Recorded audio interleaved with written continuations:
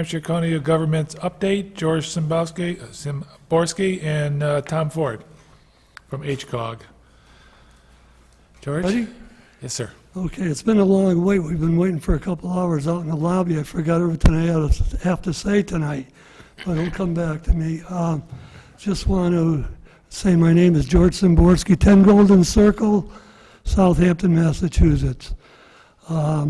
Thank you very much for having us tonight and putting us on the agenda. Todd and I really appreciate that, and I just want to say a special thank you to Charlie Konecki and the board for appointing me to the Public Service Committee for the ambulance and the fire and the police. Just want to say a special thank you for appointing me to that. We lost the battle, but we'll probably be back in a couple of years or so, you know. And it was a 2-year struggle, but it was well worth it. I learned a lot, and I'm sure the committee learned a lot too. Okay, now we'll go into the Council of Governments. The Council of Government was formed in 1999. In 1998, the council was taken over by the state of Massachusetts.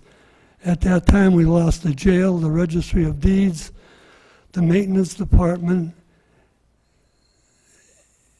and the security force. In 1999, it was approved by the charter. Southampton and all the voters of Hampshire County and Franklin County got together and approved the charter to keep the county government in good form. I just want to say we have 15 towns in Hampshire County that are members of the county government, and Franklin County has, I'm sure, about 18. And let's see. And I just wanted to introduce Todd Ford, the executive director. He's done a heck of a job, a tireless leader, and it's great working under him and with him, trying to get new ideas in the county going here. Todd? Thanks, George. Hi, everybody. So I'm just going to give a brief kind of summary of where the Council of Governments is and the services that we offer, and then open up for any questions. With me tonight is Jessica, and I just wanted to give her a second just to introduce herself, and because she lives here in town, and she's our manager of Hampshire Power, in charge of all the retail sales for Hampshire Power. So just real quick, Jessica. Hi, I'm Jessica Dussault. I live here in town. I have a family, and my daughter goes to school here. And I've been a lifelong member of Western Mass and grew up in East Hampton, went to school actually in this classroom in first grade. I assure you that the Hampshire Council of Governments has some really great programs and can definitely help the town of Southampton in all of our different programs. How long have you been with HCOG? Oh, I have been with HCOG 6 months, actually. Okay. Yep, not too long. But you're a resident of Southampton? Yes, Which is yep. nice. Yep, Has our interests in mind. yes, definitely. Great. Yeah, internally we have had quite a bit of a staff overhaul, bringing in a lot of new faces, a lot of which are from the private sector as well, so some new faces you'll be seeing as part of the council. George gave a brief history in terms of where we were from '99. I just want to go over kind of what we are and what we are not. We are financially self-reliant, so we don't depend on taxpayer dollars to stay in business. We are committed, in fact, to saving taxpayer dollars. So all the programs and services that you'll be hearing about tonight, for the most part, are committed to saving taxpayer dollars around municipal purchases. We're very passionate about sustainability, not just environmental sustainability, but about fiscal sustainability. So in order to stay in business, as it were, and continue the taxpayer savings to the people of Hampshire County and beyond, we have to have programs and services that are sustainable over time. So we're not dependent on one-time grants. When we start up a business, we make sure that it is going to be sustainable over time, just like you would start up really any business that serves the private sector. We're innovative and action-oriented, so we're doers. And when we create something, it's designed to do something and achieve a common good. And I like to think that we're fun to work with because we're so unique. Really, we're unique in the country. There really is no other council of governments that is like us in the country. Well, we're not. We're not a regional planning agency. So the PVPC is the planning agency for Hampshire and Hampden County, and we are not a regional planning agency. What does that mean? That means we don't go after CDBG funds, we don't go after federal transportation money. All of that is done by PVPC. So we're much different than, say, the FERCOG, which is also a regional planning agency. So if you look at the FERCOG website, the Franklin Regional Council of Governments, and compare it to ours, you'll note that their website is much more planning oriented because they are a regional planning agency. Again, we're not funded by taxpayer dollars, by large grants, tax allocations, or onerous dues. The dues 2 years ago were cut in half, and we do plan on keeping them at that rate going forward, or perhaps cutting them again even further. All the dues of all the member communities account for a total of $25,000 to our $4 million budget. So the dues are a very, very small portion of the overall Is it budget. 25,000? Yep. Okay. We're not bureaucrats.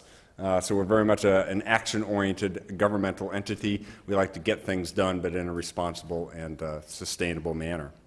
Just want to go over our services and give you a quick rundown of each one. We'll start with Hampshire Power, which Jessica has been running for 6 months. Hampshire Power, as you knew it maybe 3 years ago, has changed a lot. So about 3 years ago, we had a real-time product, and we were serving maybe 100 municipalities.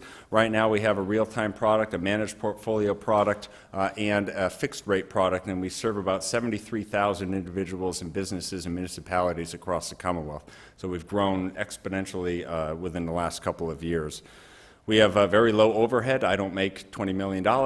We don't have tax. We don't have people to kind of keep happy who invested in our stock, and so our low overhead means that we can bring those savings to our customers, and those 73,000 people have saved $10.5 million as compared to the default electricity rate over the last 12 months. So really phenomenal savings. Some of those rates that we have for people are actually green products. So the entire city of Lowell is on a 100% green energy product. They've been paying 10 cents, while the national grid rate was 16 cents. So they've seen about $6 million in savings over the last 12 months. We also do innovative things like in Lancaster. We serve the entire town of Lancaster. We've brought them almost $700,000 in savings. But we actually buy the renewable energy credits from a solar field that the town of Lancaster owns. So the town invested using bond money in a solar field. They own the solar renewable credits. They sell them to Hampshire Power. Hampshire Power buys them and then uses those RECs to green up the load of the town, and the town uses the revenue that we give them from the sale of those RECs to pay back the bond. So it's a nice closed-loop system in the town of Lancaster. And those are the types of innovative things that we can do and work with individual municipalities to keep the majority of that tax money within and circulating within the community. We're also the electricity supplier for individual town accounts, school systems, and other private and for-profit entities as well. And I just showed a rate comparison table that shows all of the Hampshire rates that were used for the aggregations as compared to every other aggregation in the Commonwealth, and we are the lowest as compared to any other entity serving aggregations in the Commonwealth. Our fixed-rate contracts are pretty simple. There's no surprises, no gotchas. When you deal with some private entities, they're going to have gotchas in those contracts, and those kind of horror stories are all over the place. You know, energy is a very expensive for businesses here in the Commonwealth. We're the fourth most expensive state for energy, and we spend $22 billion on energy every year, and $17 billion of that goes out of state.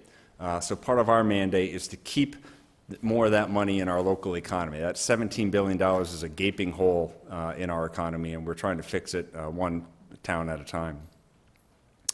Talk about Hampshire Solar. Hampshire Solar is when we bring 15% savings off your electricity bill, no matter what, when you purchase Hampshire Solar net metering credits. So net metering credits are the energy equivalent that is produced by a solar field, and we broker those credits and we sell them to municipalities and businesses and large institutions. And for no money down and for no ongoing expense, you're basically saving 15% off your total electricity bill. So it's really something that I've taken advantage of for my own house, and I know a lot of other people have as well. So that's available for individuals and also available for cities, towns, and institutions.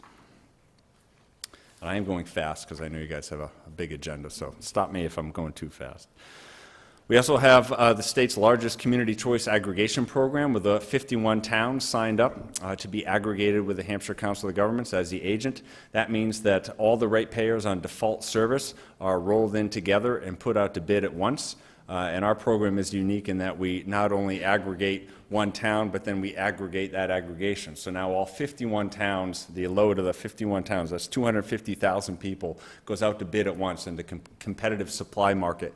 And it's designed to bring savings to the ratepayers of those communities and also provide choice as to what type of power you want. So instead of just being beholden to the utility, now you can choose exactly what kind of power you want. What are some examples of that? The Berkshires are signing a contract that's going to bring 100% low-impact hydro renewable energy to the ratepayers into Berkshires, and that's being facilitated by Hampshire Power as well. So you can really decide exactly what kind of power you want to bring to your constituents. If green power is important, great. If maximum savings are important, then we can work with you with that too. We also have an optional Hampshire Green product, which is where, so if you're familiar with some of those other optional green products, and you pay a surcharge on your bill, like 2.4 cents per kilowatt hour, people use that and then they go buy renewable energy credits and kind of green up your load.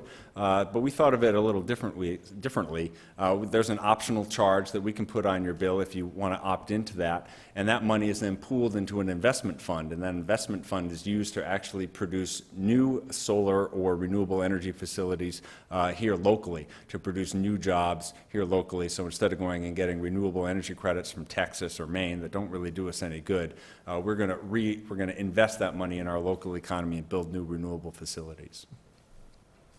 I just threw some quotes in there from Senate President Rosenberg calling on all the towns within Hampshire County to join the electricity revolution that we're leading, and also an editorial from the Gazette that is hoping that people wake up and to the bugle call and join the uprising, because that's really what it is. It's really a revolution of energy procurement, changing the way that energy is dealt with here in the Commonwealth.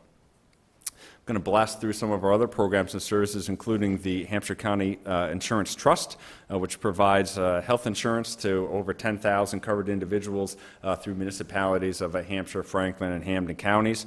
It is consistently delivering a better value than the Commonwealth's program based on a 2015 study and based on an ongoing study which is mandated by the state. You have to prove that you're better than the state's program, and the trust consistently proves that they are better.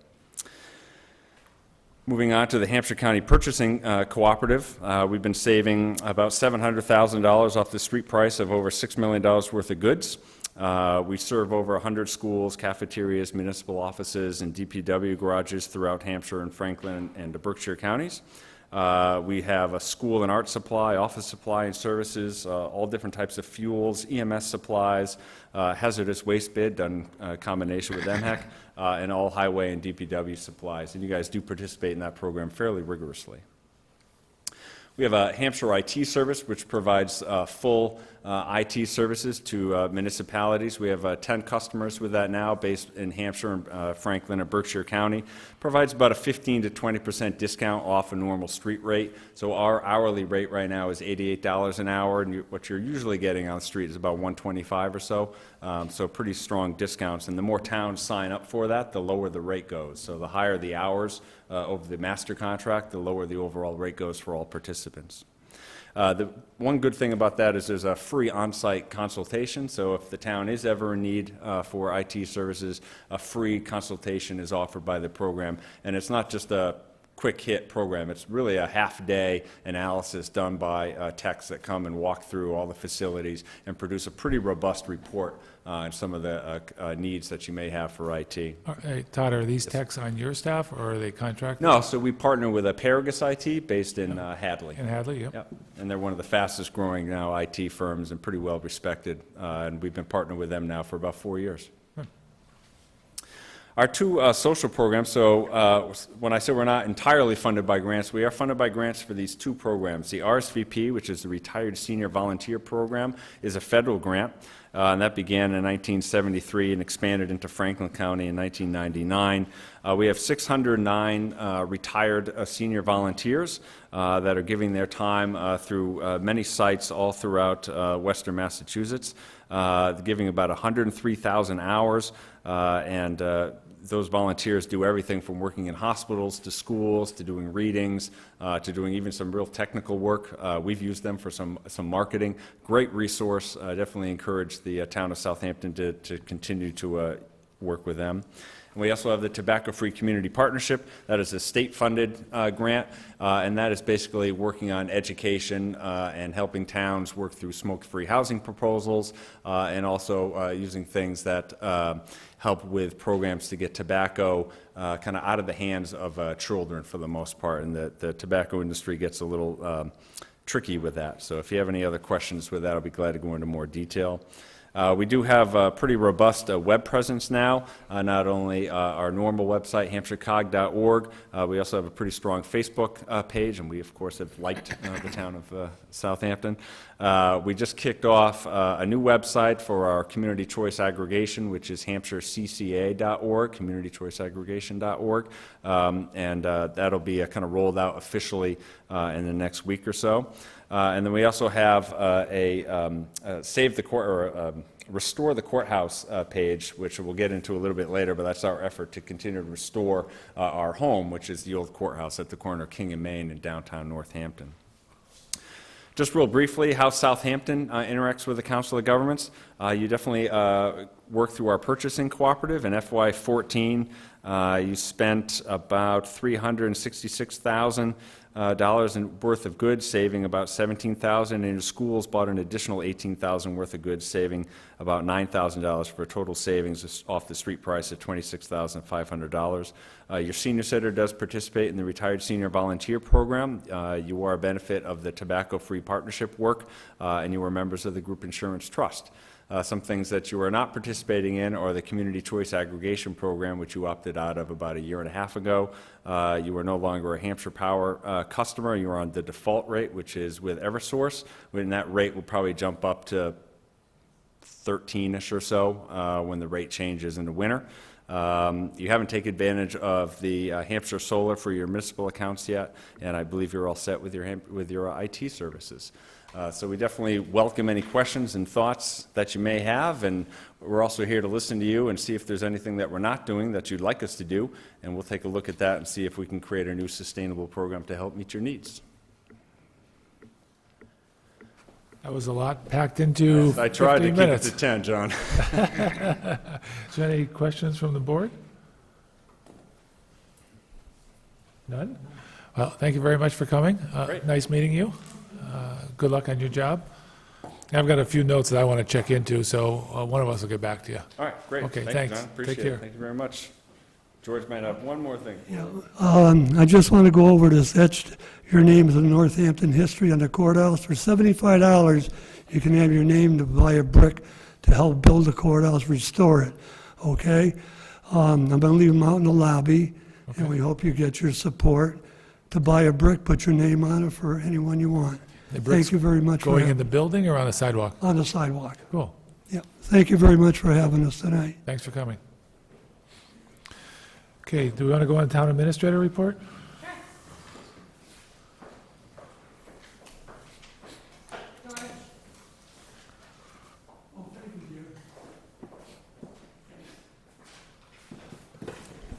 All right, so this is going to be a few minutes, and I hope everyone's got a comfortable seat. I'll try to be succinct in my notes here.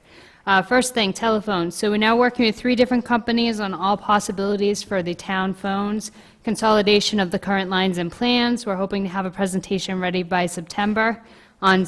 So on that piece, we currently have 3 different companies who are working with us on either the VoIP option, so what they can offer, and also we have one company out of Northampton who's simply taking a look at our phone plans and seeing if they can consolidate and see if we can actually save money by being on the right government contract, because I'm not sure right now if we are on all of our pieces. So he's taking a look at that for us. Consolidating plans and also contact information is what we're currently doing with the cell phones. Right now, under Verizon, the fire department has 3 cell phones under Verizon, and the water department has 1 cell phone. There are plans for the smartphone, which include up to, I think it's 400 minutes, unlimited data, unlimited text. And Verizon to Verizon is $49.99 a month, and at this time, if you sign on, you pay for the phone, and then you get the credit back over the next course of the month or two. So it ends up coming out even. So like I said, fire and water are already on that plan. We just added building department to that plan. Everyone's gets billed differently. One of the problems we ran into is fire signed up independently and water signed up independently. So when Heather tried to sign up the building department, it tripped the system. So we had to get permission from everyone to now put them under my office. They get billed separately, what have you, but if someone needs to be added, subtracted, phone number needs to be ported over, it should be going through my office so that we don't have any issues moving forward. So it's all coordinated now. We're working on it, yes. The highway department's not sure if they're going to entirely switch over. The smaller phones, meaning the non-smartphones, are $28.99, 200 minutes, 200 text messages, and all the information, all the components of that can be pulled together. But they're just crunching the numbers right now because it's more than they're paying. All right, so that's where we are with that piece. The next thing, generator update. So I met with Randall and I met with Dawn last week 2 weeks ago after we met. You would think this is an easy piece and it would be resolved. It's not. Where we currently are now is at that point in time, we had we had Westfield's emergency generator. It was a Generac. It never started, it never worked. The Generac company came, they never got it started, they found the part, it wasn't the right part. The resolution is now we have Westfield's generator, it's working, not Westfield, sorry, Holyoke's generator, it's now working great, so we're up and running if we have to use the emergency backup, so that's a good thing. In the meantime, we've been investigating further, what are the costs of repairing this as opposed to replacing it, and does it make more sense at this time to repair it, so we don't have a generator that's mostly good to use, but missing one piece, rotting in the back of the yard somewhere, that we can never fix once it starts rotting. So we're trying to replace that first. The problem becomes we have one quote from one company, but it's like a doctor. You get a diagnosis you're not really happy with. You want to double check one more time just to make sure it's the correct diagnosis because you don't want to invest something and realize it's much worse than it was. So you're doing that now? We are currently getting a second diagnosis. Yes, unfortunately, the diagnostic can't happen until the 14th because that's the earliest available they have. They are the only company in Massachusetts that will do this because we tried calling other companies for Generac in Connecticut and they won't touch it because it's not their area. So this is fun. That's where we are right now. We're hoping to submit a request for a new generator to the Capital Improvement Committee, probably in approximate amounts of $15,000 to $17,000. It would be a Kohler that we'd probably be requesting. Purpose would be at that point, once it came in, we would put it over at the police station. We would take their Generac that's hopefully repaired and put it here. This building would then be available for a emergency shelter when we get into the winter months and a backup. Is that generator pad mounted undercover, or is it just, does it sit out in the weather? Do you know, the police station? It's on cement blocks, I So believe, it's Cinder. outside? Yeah, It's not set up to be a pallet move. No, no. But we can move anything once. once. Big enough machine. Yes. All right, next thing, so maintenance and building issues. So we have a meeting tomorrow night for preventive maintenance. John, Charlie, myself, Randall, Vicky. We've also invited Art, who's done quite a bit of work putting together a preliminary preventive maintenance for this building and is working on consolidating the contracts onto a page or two of what we have for maintenance for this building. That being the case, earlier tonight we talked about the budget. Well, let me give you a little bit update on where we are with the budget. So town hall building expenses, which is the police building, we have $10,000 we budgeted this year. We have already spent $362 for fire detection. We had to have the emergency lights that were broken repaired last week. The HVAC system was broken, so it's now been fixed. Plumbing on the second floor is causing a bathroom toilet to leak, which can cause residual issues going all the way downstairs. Not good. So that's in the process of being fixed. There's a call out. We have mice. We're working on it. There's gutters to be repaired. The quote for Mr. Gutter for that building and this building comes to about $1,900 for both buildings. Divide by 2, approximately, assume it's that, is going to be about $1,000. We need to fix the roofing to prevent the birds from entering. We're hoping to do that in the fall, because right now we have birds. That's always fun, right? and we need to repair the generator. So when all these things that are currently on the docket are done, we are going to be out of $10,000, and this is going to become an issue come special town meeting, because if we have to do anything for that building, we're not going to have any money. The next thing, and this seems like a tragic thing, but it's really helpful. And the reason it's helpful is because we've been asked by the Finance Committee, we've been asked when folks have spoken to the Public Safety Complex, how much does it cost to maintain these buildings? This is just fixing what's broken. Hopefully between this and tomorrow night's meeting of a preventive maintenance plan, we'll have a better idea at the end of the fiscal year really what it costs to spend to keep the building moving forward and functioning and not falling apart further. Larrabee Building. So we are budgeted for $12,697, and we pretty much calculated this down to the T. So we have currently, let's see, we have the IRS, which is our security system. $75 has been spent so far. We just renewed our annual contract with S&E, who does our HVAC system, just pretty much annual maintenance. That's $7,854. Gutters, again, remember, if you figure 50%, that's $1,000. Bay State Elevators, a couple thousand to inspect our elevator annually. Simplex Grinnell, which will take care of all of our other inspections in this building. Sprinklers, we have a couple, I'm not very good with this, the pipes in the basement that have to do with the sprinkler and the water system have not been inspected since they were installed prior to the building being renovated, so they're due. And they need some pieces replaced. And then fire alarm detection's $300. And we've already spent $4,768 on repairing the HVAC system this year so far. So by the time we are done, and that will be the end of the month, we will then be out of money for the Larrabee Building for maintenance. Any questions on those two pieces so far? When do we get to the good news? I just keep moving. The good news is we've got a handle on this and we know what it is. Okay. The problem is things continue to break. Yeah, they're old buildings. There's nothing I can do. Another reason why we need a couple new buildings or rehab these. Any questions for Heather? Also, you forgot the heating systems for the roofs Oh, I just ignored those. and the wiring issue, I figured, Charlie, those are issues once we get to the October, November special town meeting. That's the next, okay. These are currently things I either have purchased or will be purchasing in the next, like, 60 days. Point noted, also, I will not be around tomorrow night. I can't be everywhere. Okay. All right, follow-up from last meeting. I have one quick question for you. Yes. So, the state doesn't inspect the elevators? So we actually have a contract with a company who works with the state to do the state inspections.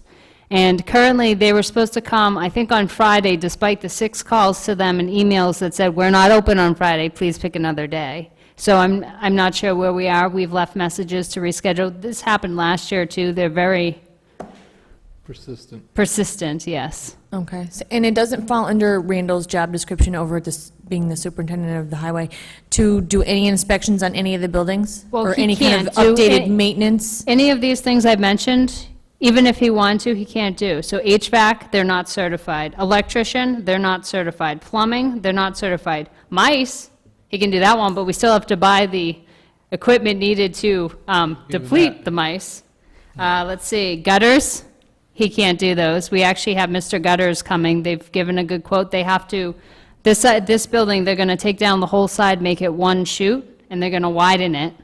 Over at the police station, where it's up 3 stories, they actually have to repair the whole sides of the building that have collapsed and are now causing water to drain in through the pavement, and where the building is sealed, and go into the basement. And actually, last year, it cost us several hundred, if not $1,000 or $2, just to be able to repair all of the erosion that happened on the wires, and it was in the emergency dispatch center part. Any additional questions? These are fun questions. I know the answers.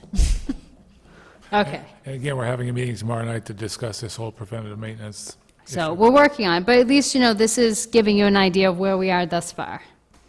So the next thing up is the follow-up from last meeting. So I'm still working on the community compact ideas, figure out which one and how much each of them costs to make a recommendation to the board. Last meeting, the board had asked to look into a calendar for the entire towns, department heads to talk about when they're going on vacation and the like. We do have one thing we found, we're just not sure how it works right now, so we've been playing with that. John had suggested Outlook. The problem with Outlook is we don't have, it's not Outlook Express, I forget what it's called because it's been so many years since I've used it, the ability to actually go online, have the Outlook. So our Outlooks don't interact with each other.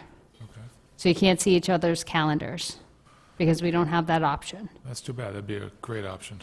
We'll just spend a little more money, we'll be good. I'm kidding, by the way. Yes, I know. So the next piece, John, fire chief review is on Thursday at 5:30. So the question that I think it's important for the board to discuss real quick is, what are the expectations for the structure of that meeting? And also, are public comments going to be allowed or not allowed? I think this is going to be both relevant pieces of information for anyone watching this evening and also for anyone who's planning to come on Thursday. So format-wise, we already did the town accountant, and it was an open meeting. It was between the department head and the board with no public comment. Does anybody see a need to vary from that? No, I'd keep it the same way. Okay, so we're going to stay with the same format that we use with the town accountant for that, and no public comment. Okay. All right, next thing is some updates. So we have a couple different projects underway. We're doing a consolidation of HR files, making sure we're in compliance with all the human resource laws. Donna, myself, and Art started meeting on that this week, and I think we're up to letter C. We're very excited. We finished B, so the next one's C. That only took an hour and a half, so we're hoping to increase speed next time. We're also requesting from departments anything we're missing in the personnel files that we should have, and making sure anything that's in them that shouldn't be is removed, so everything's in compliance moving forward. The preventive maintenance meetings tomorrow night. We have a monthly board committee commission meeting tomorrow from 6 to 7, as we always do the second Wednesday of the month. We have a final review of the financial guidebook on Thursday. It's the finance policies we've been putting together. We've been meeting extensively between the treasurer's office, the accountant's office, my office, and finance committee over the past couple months to review the policies we currently have in place using another town's guide as our baseline and modifying as needed. So we're hoping to finalize that on Thursday and get it to the Board of Selectmen for their next meeting. We're also next week meeting on the 3-year finance plan. The finance committee was good enough to put the whole plan together. We need to now figure out numbers to add into the plan. So that's going to take a couple minds, lots of sheets of paper, patience, and maybe a working lunch to figure out where we are with all those things and what to put in. Credit debit, town card, one of the conversations we've had previously is there's a lot of frustration when someone needs to purchase something. We have WB Mason, which isn't a problem, but should something be cheaper, or should something be unavailable in WB Mason, Amazon, Staples, Walmart. Problem is, right now, the individual who's interested in purchasing has to buy it and get reimbursed. Right now, we don't have a tax reimbursement policy for the town, so it's very not advantageous, rather, for an individual to purchase something, because if I have $25 tax, I'm not going to get the $25 back, which ultimately doesn't help our spending, because most of us want to look out for the town's best interest, and we'll buy something as inexpensive as humanly possible when comparing prices. If the same items 4 places, we're going to buy the cheapest. But if we have to buy it and get reimbursed and taxes are higher, maybe the price of the item's high. Once you get into monitors, they're $150. Most of us can't afford to put that on the credit card and get reimbursed. So that's something to talk about and discuss moving forward. We're working with both Bank of America, and there's also a bank that we currently bank with, and I can't tell you which one. Shannon, do you know which one it is? Donna currently banks with? People's. That we're going to work with. They have a debit card program that's similar. So we're going to look at our options. Do any of the local banks have a program? I don't know. I know that Donna feels most comfortable with the one she currently already banks with and wouldn't want to, I think the idea was not to have to set up an additional account somewhere else if we don't have to. Personally, I think we should go with the local businesses, local banks. Well, we can look at that, but they may not have purchase card programs, is the problem. If we could check, I mean, we're sitting in chairs donated by one of them. so Oh, yeah, it'd absolutely. be nice if we could look into the local ones. We can call. I haven't heard anything about them having it, but we can find out. Okay. And then dog bylaws, I'm hoping to discuss next week, to try to get something prepped. We're hoping to utilize what we found from Westfield, so that since our animal control officers in Westfield, they don't have to go back and forth as to what they're enforcing. Yes, Charlie? Do you mind emailing me your draft of those bylaws so I can take a look at where you are I at? have to find them. I have to create them before I can All right, email well, them. I'm in the same boat. I started and then everything else happened but we do have to get into that, so, all right, We can talk after and figure out who has what. okay, that's fine. All right, next thing, relevant, special town meeting. So we're mentioning this real quick because people are always wondering when this is coming. I've got folks mostly trained that, we do it sometime in the fall and then sometime early the first of the calendar year. We try to do in the fall after free cash is certified, but maybe we can, maybe we can't, depending on what else is on the agenda. So some things to think about here. We're going to have to do financial transfers. Building expenses for Town Hall Larrabee, that's going to be a must at that time.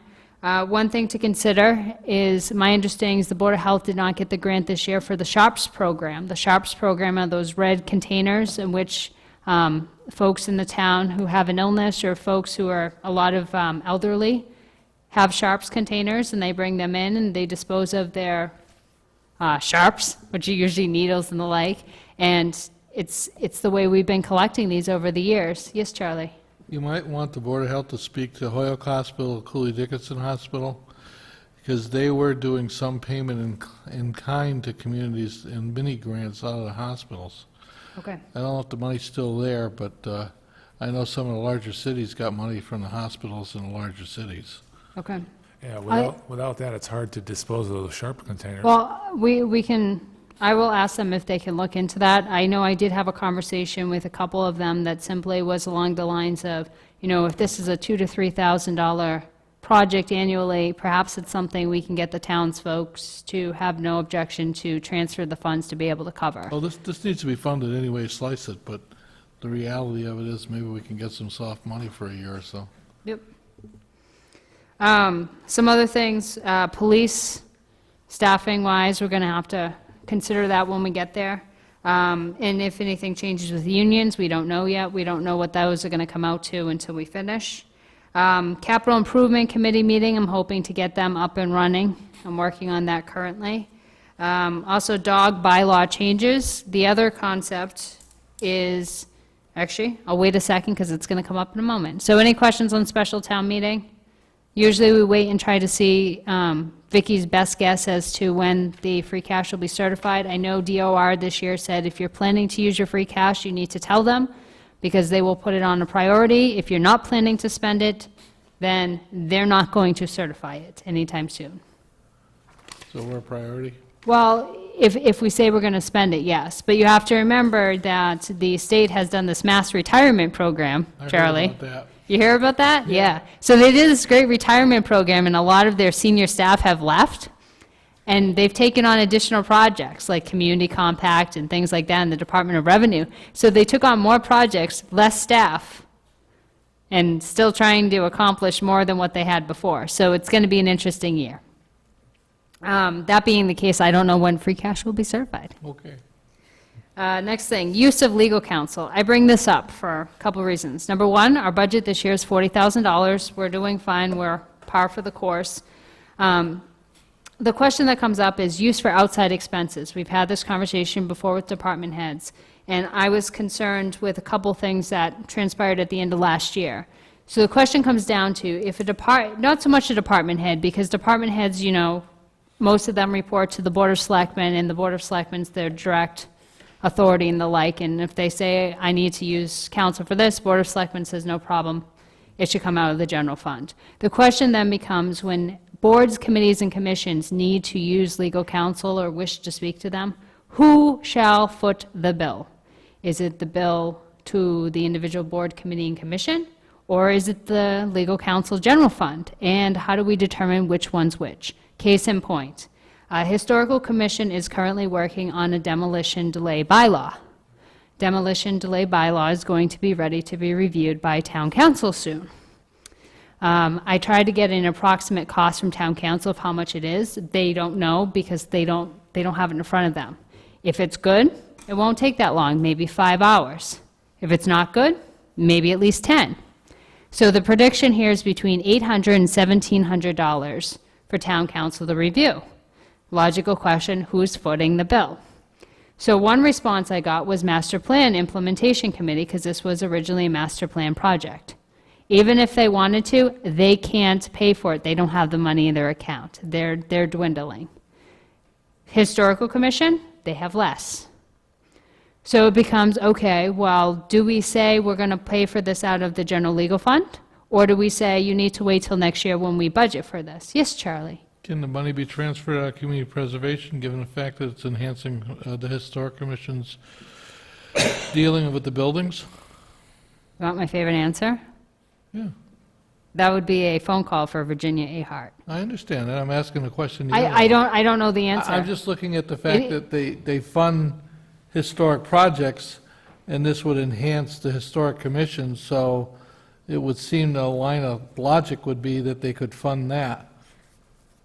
We most certainly can call. And they probably could do it out of their expense line item rather than looking at a town meeting even.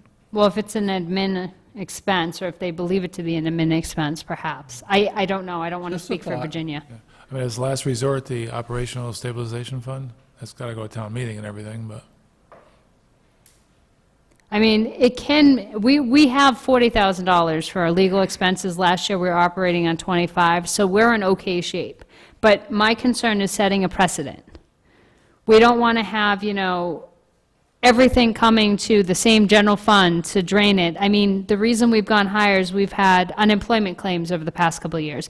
We've had lawsuits over the past couple of years. We're trying to balance out all of these things that we know, just by being a municipality, are going to happen. So, I'd rather they exhaust all their avenues and then come to us. okay. and even the reserve fund, we can add to that. Okay. Any other comments on that? Okay, that's exhausted. Great. Finances to consider. So these are some concepts of things that I've seen after talking to different departments over the past year and a half and the like. First thing, and this is something I think we need to look at considering figuring out if this is a valuable piece that we want to add, is the concept of having a grant writer for the town. Having someone paid as a consultant up to, say, $35,000 annually to write all of our grants, instead of having the fire chief write 5, the police chief write 5, council on aging write 3. I think we're missing a lot of the major grants that perhaps some other towns and departments with similarities have received, because we just don't have the ability to be a everything person as a department head. We don't have the time, 40, 50, 60 hours come and go in the week, and we're not thinking, what's the next grant we can apply for? We're thinking, oh no, we didn't pay the bills this week. So we're trying to focus on those things, and I think if we consider the possibility of getting a grant writer, what communities have them? Is it beneficial? Does it make sense to do a plan that says, we'll pay someone up to $35,000 annually. We have a certain payment we'll pay you for every grant you write. So if it's a $500 grant, you get this amount. If it's a $20,000 grant, you get this amount. If you get the grant and it's awarded, you get a percentage. Whatever it may be, because it's money that we wouldn't have obtained otherwise. So you're looking at a vendor rather than an Consultant, not an employee. employee. Okay. And they've got to bring back, he or she has to bring back multiple times what they get paid, of course. So if we're spending $35,000 a year, we best get at least twice that or 3 times. Well, I think that's why we do something that would be up to. So you set a budget line, you go to town meeting, you say, we'd like to appropriate $35,000 in a line item called grant writer, consultant, sorry, it's getting later, my brain is not working. Consultant position, so that we say, okay, and here's our scale. So we set up an agreement with people after meeting them, talking to other towns, this is what you get based on whatever. Can we join in with, say, East Hampton, if they have a grant writer, that maybe we can take advantage of an experienced grant writer and pay something to them to write our grants? I don't know if they have a grant writer. And the other problem you run into with using other towns is they might have people who are already exhausted at Yeah, maybe what they're I'm doing. just looking for Used to be the avenues. town planner in East Hampton that used to write the grants when I was there, but the Hilltown CDC used to do grants for multiple towns. For every department, though? You know, it's been a long time since I've been in that arena, but I would at least ask the question of them just to see. It's been a long time, Heather, since I've worked with that. I worked with them putting block grants together between East Hampton and the hill towns, but that was 20 years ago now. But it sounds like at least you folks on this side of the table interested in her pursuing that too? What about Pioneer Valley Planning? Do they do it, the grant writing? But I mean, that's something a So task would give- PVPC writes grants. However, PVPC is under our obtainment for a sum annually, and they give us a certain amount of service per year. Otherwise, they would be happy to. They can write us a contract, and they're happy to charge us the bill, and they'll do the grant. How But about the it- grants also only pertain to certain things. I'm talking one person or one company as a consultant who has experience doing municipal grants, and they do all of our grants. They do the Board of Health grants, they do the fire department, they do the highway, they do the police, they do everyone's grants. So my department heads are no longer having to sit there and spend a third of their time grant writing, which they may not be as successful as a consultant who does this for a living. And instead, they can focus on their community and their job. Heather, I agree with you. I really do. It's just a question of Yeah, I mean, the potential, putting it together. yeah, the potential's there, so if you can bring back information after you do the research, and we could discuss it then, is that, it's worth looking into. Yeah, I'd like to get more information about it. Yep. So my next piece on support for the department heads is police and fire. They currently do not have an administrative assistant in either of those departments. Highway has an administrative assistant. Accountant has an administrative assistant. The clerical office has an administrative assistant. The police, the fire, two of our largest departments, actually, our largest departments do not have administrative assistants. What happens? Well, the department head can't do all the work, so the next person in charge ends up helping out doing the administrative work. So think of this from a financially responsible end here. So instead of paying someone $15 an hour, give or take 16, 17, whatever, to do administrative work, you're paying someone at their normal rate, maybe it's $21, maybe it's $28 an hour, to do administrative work for you. Now, what could that person be doing instead?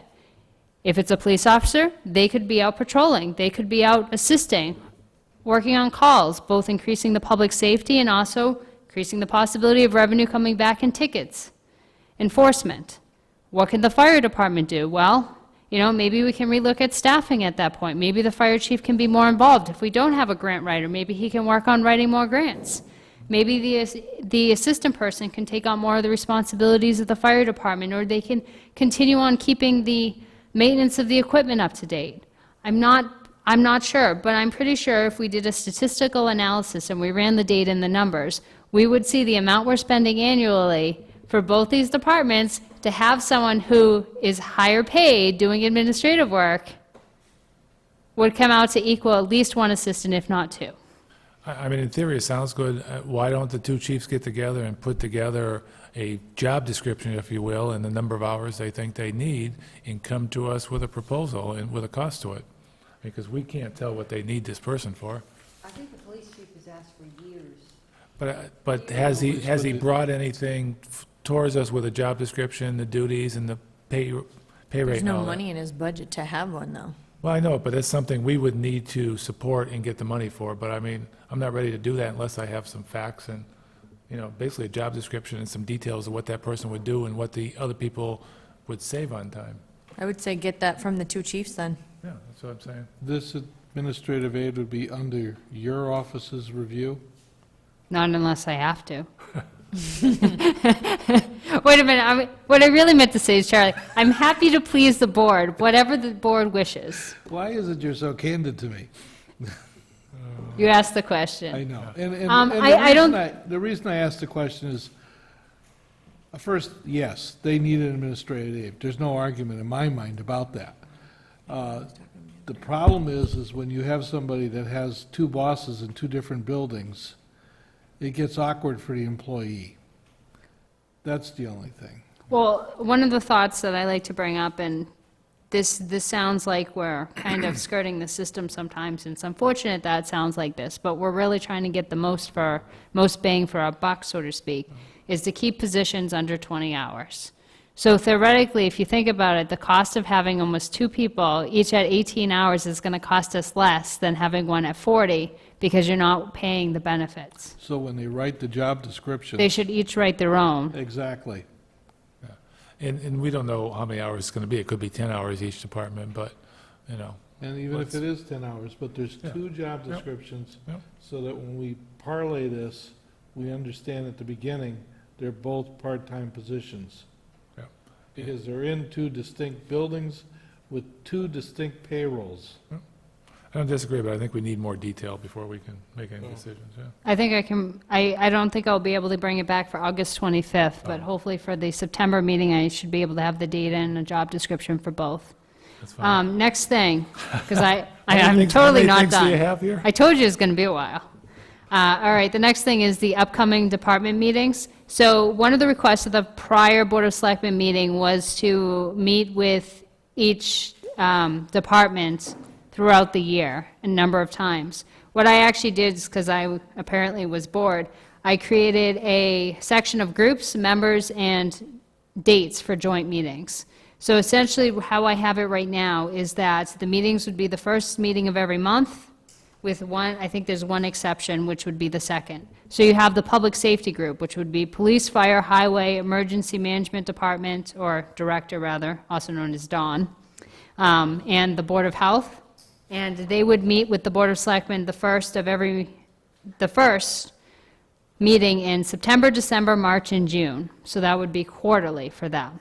The hope would be that they have a 5 to 10 minute presentation. That's it, because that's about all you have time for. Doesn't have to be the whole board.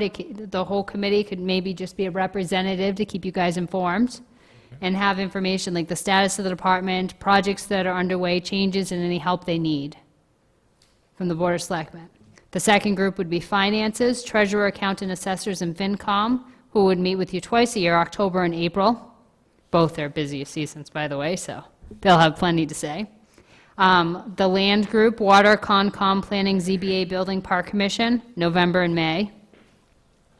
Admin, town clerk, COA, town administrator, CPC, PPPB, and I think I'm missing another acronym, I just don't remember which one it is.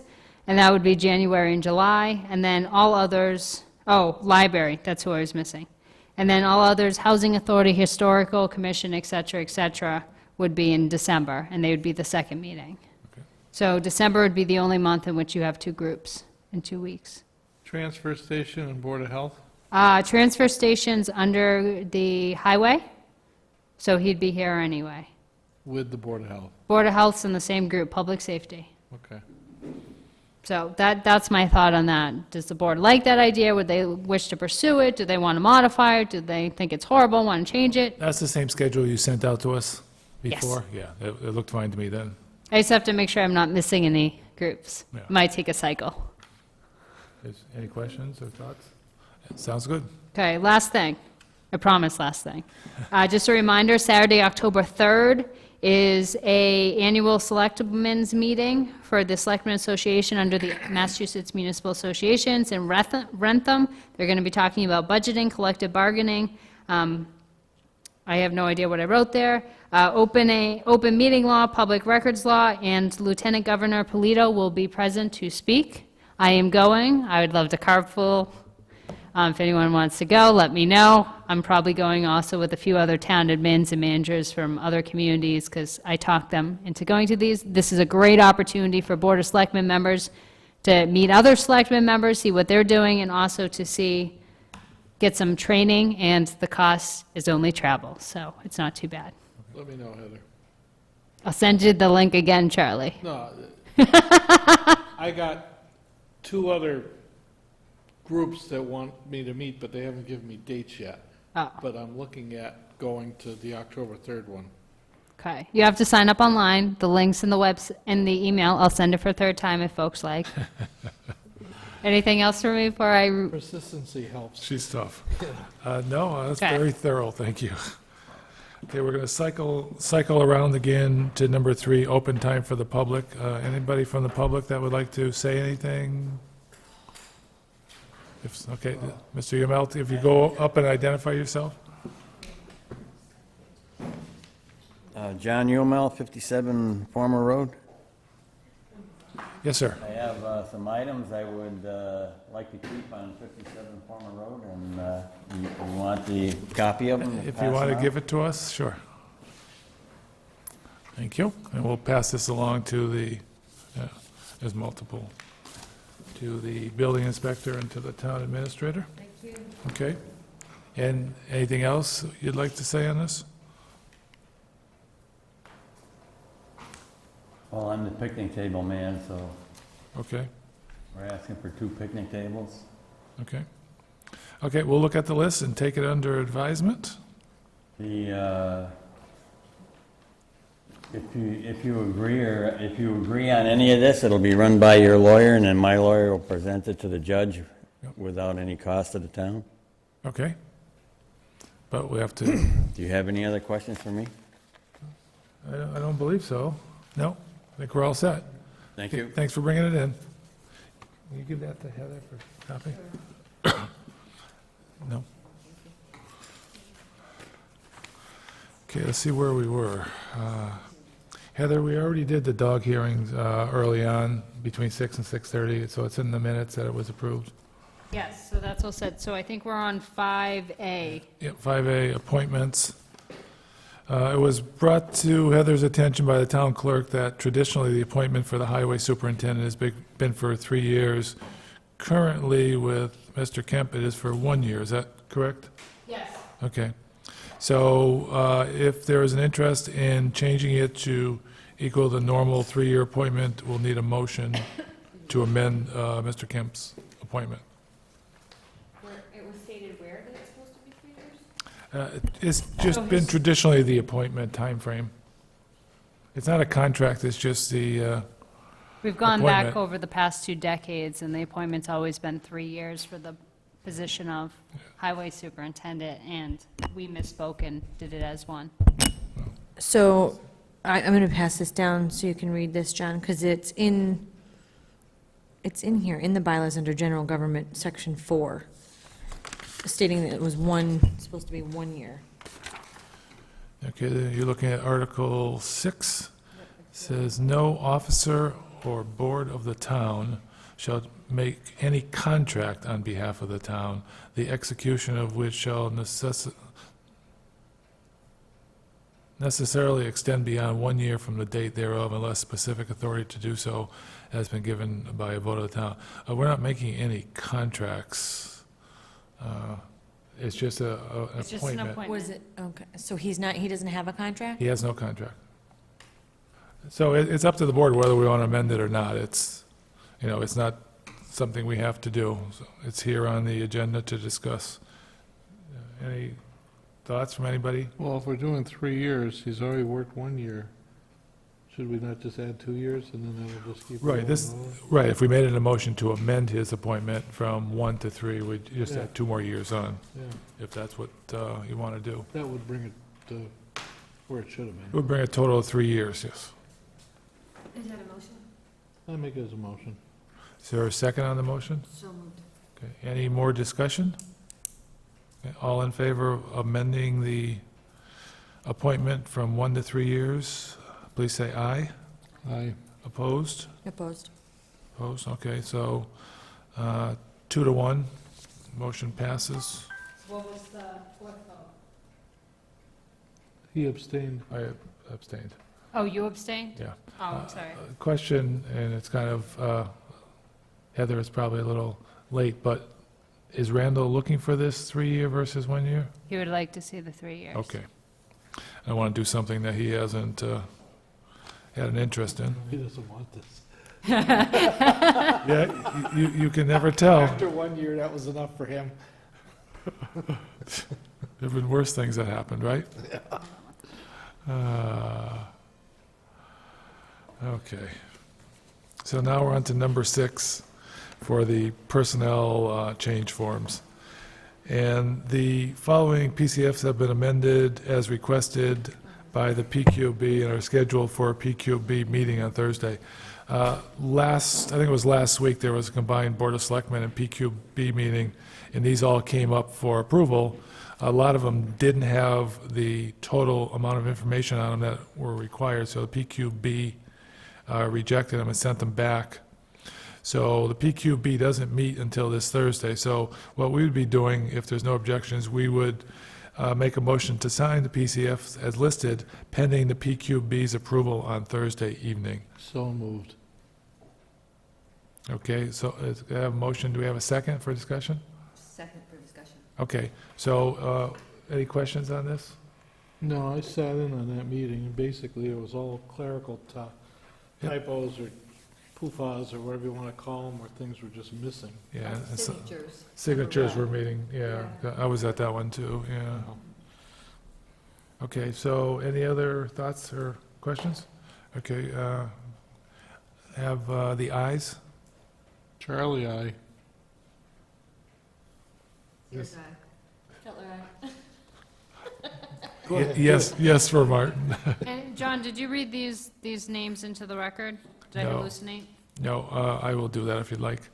Okay, number 1, Ethan Corey, transfer station attendant. 2, Eric Toia, paramedic firefighter. 3, Monica Labrie, election poll worker, is a change of pay. 4, Florence Collins, electric, it's getting late, election poll worker, change of pay. 5, Deborah Pinsky, election poll worker, change of pay. Eileen Kuchar, election poll worker, change of pay. Virginia Ahart, election poll worker, change of pay. And 2 were taken off. Adam Cutler, paramedic, and Brandon Kavanaugh, provisional firefighter, are not on the list. Okay. Okay, we have a PRF that's been approved by the PQB at the same meeting last week. It is for the Board of Health Director. So that's a personnel requisition form. Is that a posting, Heather, if I remember? Is it a posting? Yeah, the personal rec form is simply the form that needs to be completed and approved prior to being able to go out to advertise for a job. So if someone vacates a position, you have to, Okay. you usually go through the PRF before you post it again. So by us approving the PRF, they'll be able to post the position because it was approved by the PQB already.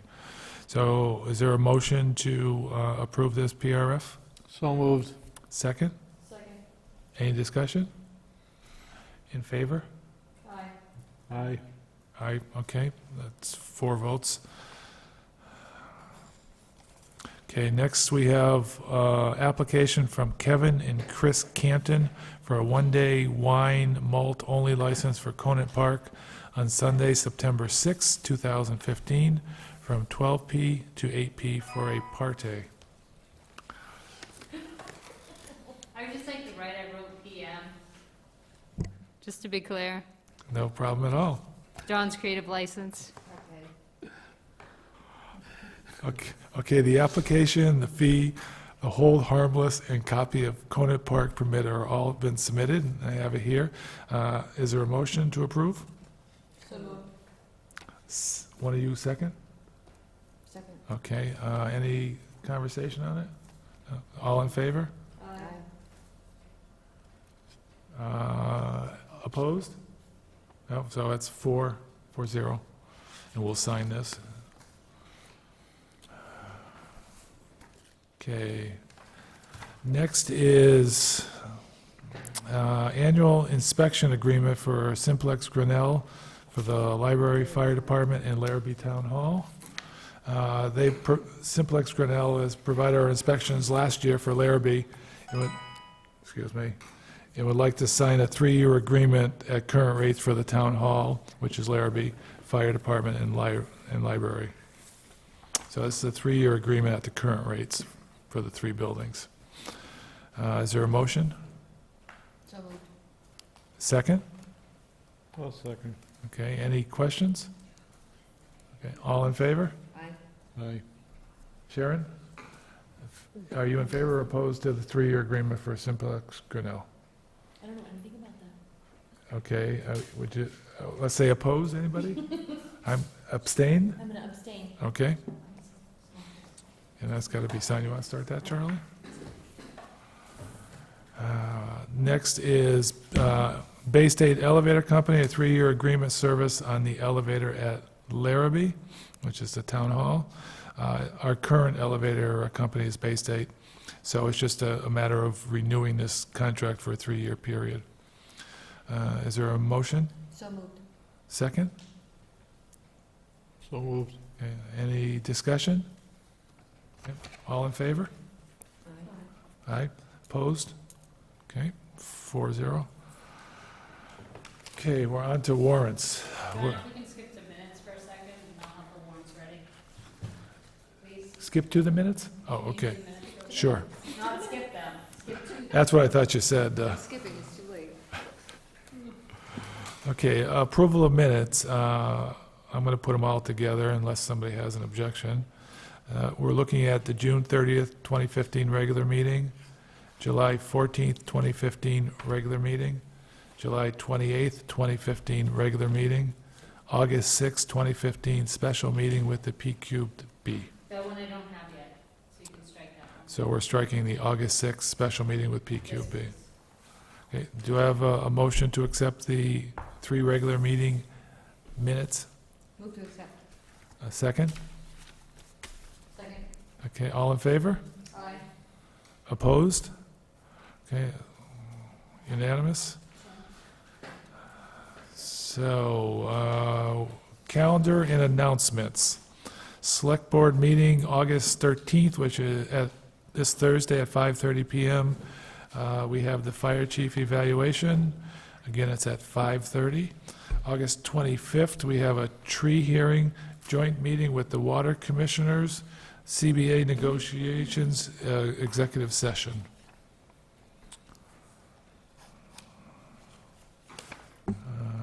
We're ready. We're ready for the warrants. That'll be the last item. Can we stop for a second? Sure. One of the members of the TV audience emailed me saying that we should be talking to the Department of Revenue relative to Randall's 3-year appointment. I don't know exactly what that's referring to, but got the same text. it may behoove us to take that and put that on hold for a while. So what was the What the- issue? What the text was, Check with DOR. check with DOR attorney relative to this 3-year thing. I don't know why, but given the fact that the person seems informed. Okay, well, then, in that case, I rescind my vote. Well, that was quick. You got Good, done. We have to get You the have motion. to, you Yeah, have to make a motion to essentially withdraw the motion and Yeah, then so try we'd have again. Motion to rescind. well, let's back up. Who made the motion originally? I think I did. Okay, so I would think, Charlie, if you want to rescind your motion, I move to rescind my motion to make the appointment for 3 years. and who had the second? you rescind your second. Okay, You wanna rescind my second. You rescind your second? Okay, And that we table this to the next selectmen's meeting. okay. Again, we're doing it on a precautionary level. Is there any other conversation on that? No? I don't have any more information other than that text, so. Yeah. So we rescinded the motion, so we need a new motion? I move that we table this till the next selectmen's meeting to give the town administrator time to check with DOR relative to this. Okay, the next select board meeting is Thursday. I have the No, that's meeting, not a regular meeting. No. You said It's regular just for meeting? review. regular meeting. Okay, regular meeting, that's fine. Is there a second? Second. Second. Okay, any more discussion? All in favor? Aye. Opposed? Okay. Technology is great, isn't it? I think we need to have a screen up there that just sort of streams all the texts and Yeah, emails. I think I got 5. I know, it's like, okay. Okay, we're back to the warrants. I'm ready, I'm ready. You have them? Yeah, you ready? Okay, so you want to read the payroll warrants first? Let me see, I move to approve the following. 16-7, $184,567.25. And P16-5A, $134,739.86. And then the following warrants, W16-16A in the amount of $4,000, W16-6 in the amount of $1,183,120.49. Okay, you making that motion, Shannon? I am. Okay, do we have a second? I'll second. Is there any discussion? All in favor of approving the payroll warrants that Sharon read? Aye. Aye. Opposed? Okay. Can you read the bill warrants? I did. That was the bill warrants in Those were there? the Ws. Okay. So, any other topics? Executive session will not return. We have 2 items left, sorry. So we already went through 2. You have 4-3 and 4-4.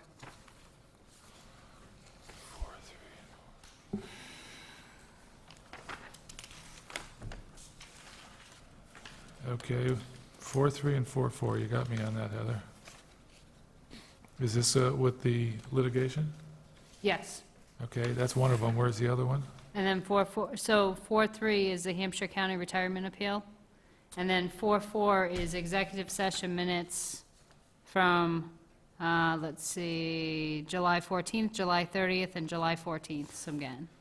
Okay, so we're going to go into executive session according to Mass General Law, Chapter 30A, Section 21, Number 3, to discuss strategy with respect to litigation on the Hampshire County Retirement Appeal, and also to discuss executive session minutes, To approve them. to approve them. And we won't be coming back into open session after that. Can I hear a voice call? Kinecki, aye. At this point, I'm not sure. Cutler, aye. Sears, aye. Martin, aye. Kinecki, aye. We got to hear it. Okay, thank you, Paul. We're going to executive session.